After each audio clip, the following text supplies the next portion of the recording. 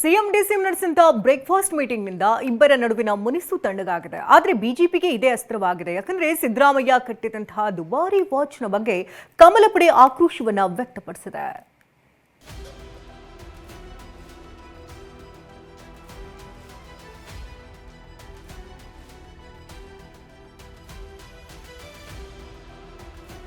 ನೋಡಿ, ಸಿಎಂ ಸಿದ್ದರಾಮಯ್ಯ ಮತ್ತು DCM DK Shivakumar ಕಟ್ಟಿರುವ ಇದೇ ವಾಚ್ ಈಗ ಸಾಕಷ್ಟು ಸದ್ದು ಮಾಡ್ತಾ ಇದೆ. ಮೊನ್ನೆ ಬ್ರೇಕ್ಫಾಸ್ಟ್ ಮೀಟಿಂಗ್ ನಲ್ಲಿ ಸಾಂಟೋಸ್ ಕಾರ್ಟಿಯರ್ ಕಂಪನಿಯ ಈ ವಾಚ್ಗಳು ಗಮನ ಸೆಳೆದಿದ್ವು. ಇದು 43 ಲಕ್ಷ ಬೆಲೆ ಬಾಳುವ ವಾಚ್. ಸಮಾಜವಾದಿ ಸಿದ್ದರಾಮಯ್ಯ ಇಷ್ಟೊಂದು ಕಾಸ್ಟ್ಲಿ ವಾಚ್ ಹೇಗೆ ಧರಿಸ್ತಾರೆ ಅಂತ ಬಿಜೆಪಿ ಕುಟುಕಿತ್ತು. ರಾಜ್ಯಕ್ಕೆ ಯಾವ ಮಹತ್ತರ ಉಪಕಾರ ಮಾಡಿದ್ದೀರಿ ಅಂತ ನಿಮಗೆ ಈ ಲಕ್ಷ ಬೆಲೆ ಬಾಳುವ ಕಾರ್ಟಿಯರ್ ವಾಚ್ ಉಡುಗೊರೆಯಾಗಿ ಬಂದಿದೆ ಅಂತ ಪ್ರಶ್ನಿಸಿತ್ತು. ಬಿಜೆಪಿಗೆ ತಿರುಗೇಟು ನೀಡಿದ್ದ ಡಿಸಿಎಂ ಡಿಕೆಶಿ, ಇದು ನನ್ನ ಸ್ವಂತ ಗಡಿಯಾರ, ನಾನು ಇದನ್ನ ಆಸ್ಟ್ರೇಲಿಯಾದಲ್ಲಿ ಖರೀದಿಸಿದ್ದೇನೆ, ನನ್ನ ಅಧಿಕೃತ ಕ್ರೆಡಿಟ್ ಕಾರ್ಡ್ ಮೂಲಕ 24 ಲಕ್ಷ ರೂಪಾಯಿಯನ್ನ ಪಾವತಿಸಿದ್ದೇನೆ, ನೀವು ನನ್ನ ಕ್ರೆಡಿಟ್ ಕಾರ್ಡ್ ಅನ್ನ ಪರಿಶೀಲಿಸಬಹುದು, ನನ್ನ ಚುನಾವಣೆ ಅಫಿಡವಿಟ್ ನಲ್ಲೂ ಘೋಷಣೆ ಮಾಡಿದ್ದೇನೆ ಅಂತ ಹೇಳಿದ್ದಾರೆ.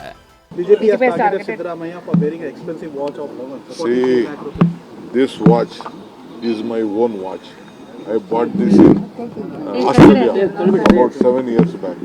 I have paid 24 lakhs in my official credit card. You can check my credit card itself. And I have declared it in my election affidavit that I have a watch worth so much. Watch ಬಗ್ಗೆ DKShi affidavit ನಲ್ಲೂ ಮಾಹಿತಿ ನೀಡಿಲ್ಲ ಎಂದ ಛಲವಾದಿ.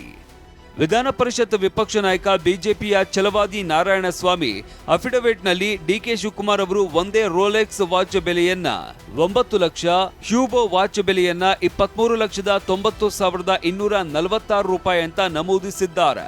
ಇವರಿಬ್ಬರ ಕೈಯಲ್ಲಿ ಇರುವ ಸಾಂಟೋಸ್ ಕಾರ್ಟಿಯರ್ ಕಂಪನಿಯ watch ದರ 43 ಲಕ್ಷ ರೂಪಾಯಿ ಇದೆ. ತೆರಿಗೆ ಸೇರಿದಂತೆ 47 ಲಕ್ಷ ರೂಪಾಯಿ ಆಗುತ್ತೆ. ಈ ವಾಚ್ನ ಮಾಹಿತಿ ಅಫಿಡವಿಟ್ ನಲ್ಲಿ ಇಲ್ಲ. ಇದು ಕಳುವು ಮಾಡಿರುವ ವಾಚ್ ಇರಬಹುದೇ? ಖರೀದಿಸಿದ್ದರೆ ಈ ಬಗ್ಗೆ ದಾಖಲೆ ಬಿಡುಗಡೆ ಮಾಡಬೇಕು ಅಂತ ನಿನ್ನೆ ಸುದ್ದಿಗೋಷ್ಠಿಯಲ್ಲಿ ಒತ್ತಾಯಿಸಿದ್ದಾರೆ. ಬೇಕಾದ್ರೆ ನೀವು ಚೆಕ್ ಮಾಡ್ಕೊಳ್ಳಿ, ನಾನು ಅಫಿಡವಿಟ್ ಕೊಟ್ಟಿದ್ದೀನಿ ಎಲೆಕ್ಷನ್, ನಾನು ಅಫಿಡವಿಟ್ ತಂದಿದ್ದೀನಪ್ಪ. ಪೇಜ್ ನಂಬರ್ 38 ನೋಡಿ, ಗೋಲ್ಡ್ ಎಷ್ಟಿದೆ ಹೇಳಿದ್ದಾರೆ ಅವರು. ನಾನು ಅದೆಲ್ಲ ಹೇಳೋದು ಬೇಕಾಗಿಲ್ಲ.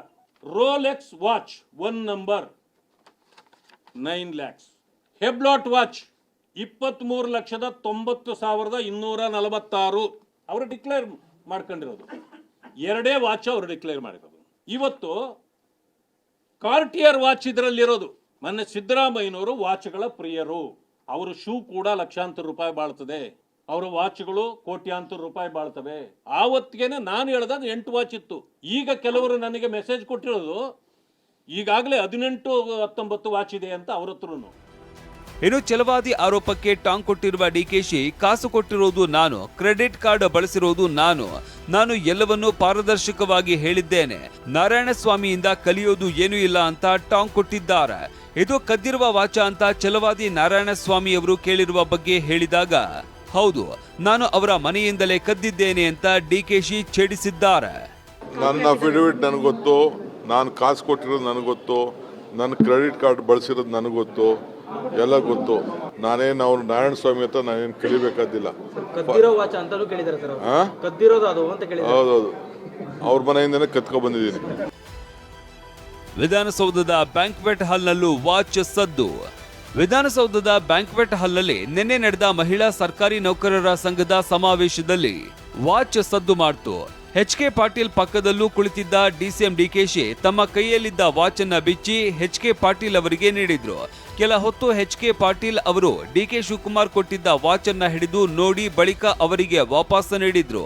ಅಷ್ಟೇ ಅಲ್ಲದೆ ತಮ್ಮ ಕೈಯಲ್ಲಿದ್ದ ವಾಚ್ ನೋಡಿಕೊಂಡ್ರು. ಪ್ರಧಾನಿ ದಿನಕ್ಕೆ 3 ಬಾರಿ ಬಟ್ಟೆ ಚೇಂಜ್ ಮಾಡುತ್ತಾರೆ. ಸಿಎಂ ಡಿಕೆಶಿ ವಾಚ್ ಬಗ್ಗೆ ಪ್ರಶ್ನಿಸಿದ ಬಿಜೆಪಿಗೆ ಸಚಿವ ಲಾರ್ಡ್ ಕೌಂಟರ್.